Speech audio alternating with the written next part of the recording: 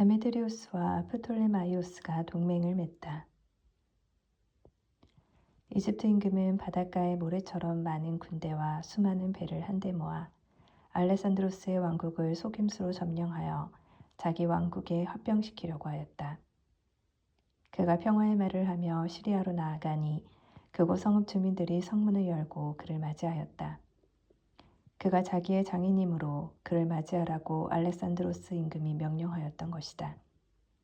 프톨레마이오스는 성읍에 들어갈 때마다 각 성읍에 주둔군을 배치하였다. 그가 아스돗에 가까이 이르자 사람들은 불에 타버린 다곤 신전, 폐허가 된 아스돗과 그 주변, 내던져진 주검들과 요나탄이 전쟁에서 불태워 죽인 주검들을 그에게 보여주었다. 그가 가는 길에 그 주검들을 쌓아놓았던 것이다. 그들은 임금에게 요나탄이 한 일들을 낱낱이 일러바치며 그를 비난하였다. 그러나 임금은 잠자코 있었다. 요나탄은 야포에서 임금을 성대하게 맞았는데 그들은 서로 인사를 나누고 그날 밤을 거기에서 묵었다.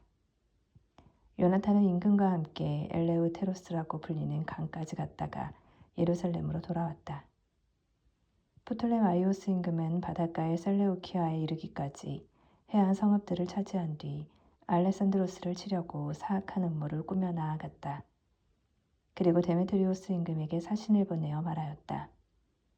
우리 서로 계약을 맺읍시다. 알레산드로스가 데리고 있는 내 딸을 임금님에게 주겠습니다. 임금님의 부왕이 차지하였던 왕국을 다스리십시오. 알레산드로스가 나를 죽이려고 하였기 때문에 나는 그에게 딸을 준 것을 후회하고 있습니다. 프톨레마이오스는 알레산드로스의 왕국을 탐내어 이렇게 그를 비난하였다. 그러고 나서 자기 딸을 데려다가 데메트리우스에게 주었다.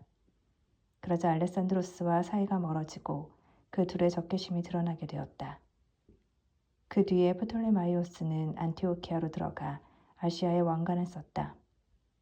이렇게 하여 그는 이집트와 아시아의 왕관을 둘 다 머리에 쓰게 되었다.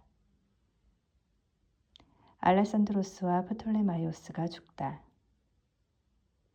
킬리키아 사람들이 일으킨 반란 때문에 그곳에 가 있던 알레산드로스 임금은 이 소식을 듣고 프톨레마이오스와 싸우러 진군하였다. 프톨레마이오스도 강력한 병력을 이끌고 나와 알레산드로스에게 맞서 그를 패주시켰다. 알레산드로스는 피신처를 찾아 아라비아로 달아났다. 이렇게 하여 프톨레마이오스 임금이 완전한 승리를 이루어내었다. 그때 아라비아 사람 잡디엘이 알레산드로스의 목을 베어 프톨레마이오스에게 보냈다. 그러나 사흘 뒤 프톨레마이오스 임금도 죽고 요새에 있던 그의 부하들도 그곳 주민들에게 살해되었다. 그리하여 데메트리오스가 167년에 임금이 되었다. 요나탄이 데메트리오스와 동맹을 맺다. 그 무렵에 요나탄은 예루살렘의 성체를 공격하려고 유다인들을 소집하고 그곳을 공격할 무기를 많이 만들었다.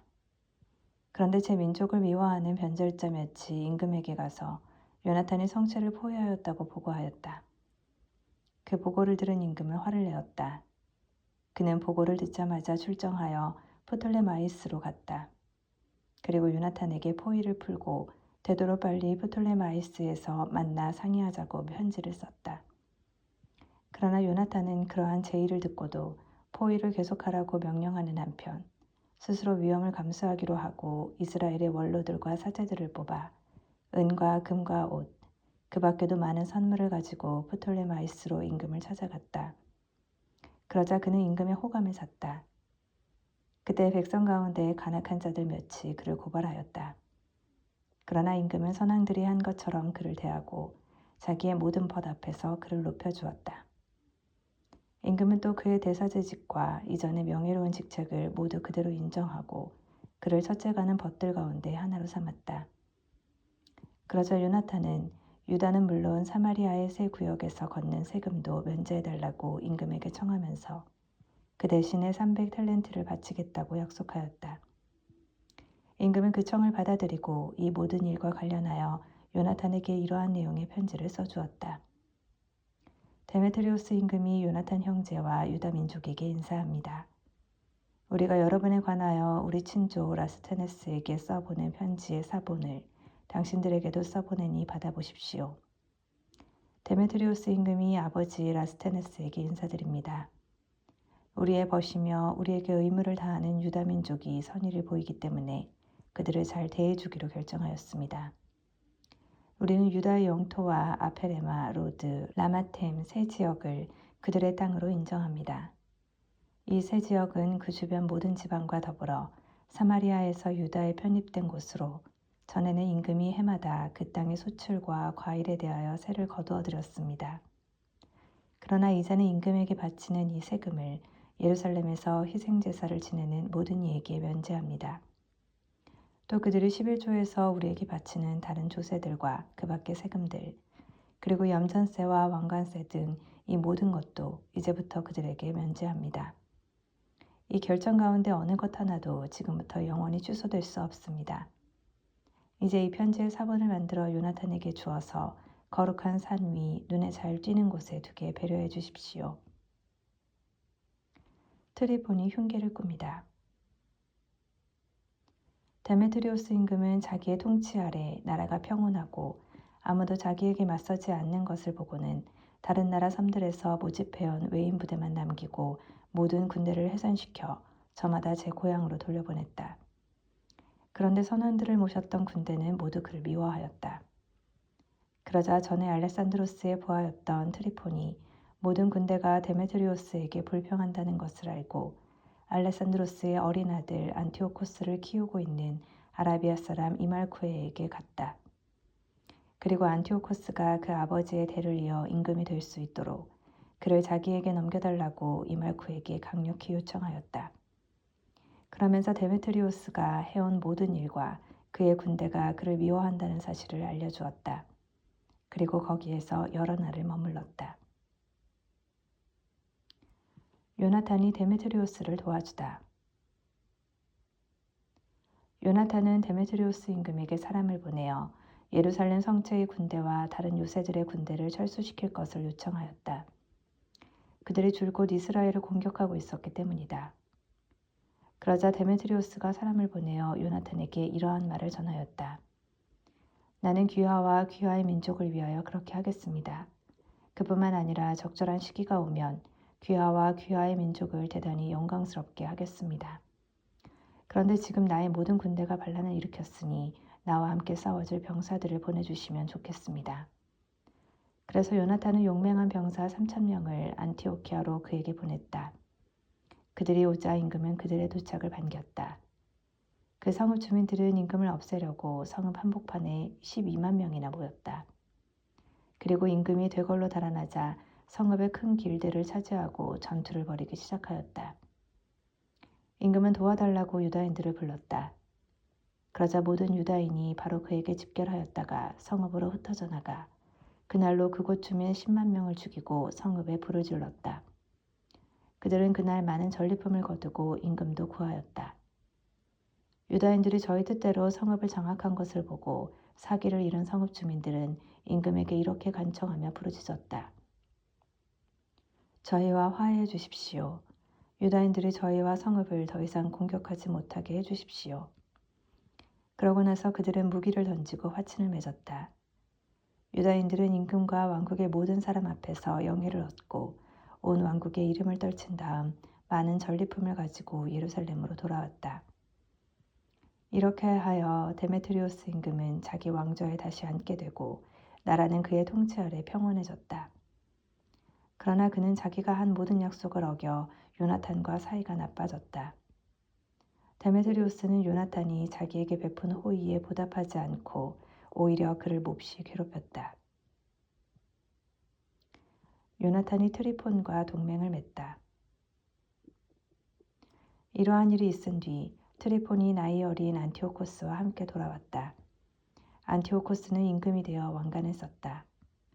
데메트리오스가 해산시킨 모든 군사가 안티오코스에게 모여들어 데메트리오스와 맞서 싸우니 그가 패배하여 달아났다.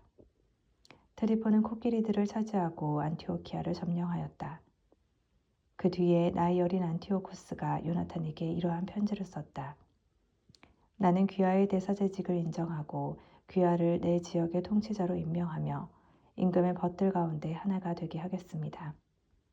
그리고 요나탄에게 금그릇과 식기들을 보내고 황금잔으로 마실 수 있는 권리와 자주색 옷을 입고 금 죬새를 찰 수 있는 권리를 주었다. 그리고 그의 형 시몬을 티로의 사닥다리 길에서 이집트 국경까지 이르는 지역의 총독으로 임명하였다. 요나탄은 길을 떠나 유프라테스 강 서쪽 지방과 성읍들을 돌아다녔다. 그러자 시리아의 모든 군대가 그에게 모여와 동맹군이 되었다. 그가 아스클론에 가자 그 성읍 주민들이 그를 성대하게 맞이하였다. 거기에서 다시 가자로 갔는데 그곳 주민들은 성문을 닫아버렸다. 그래서 요나탄은 그곳을 포위한 다음 그 주변 마을들을 불태우고 약탈하였다.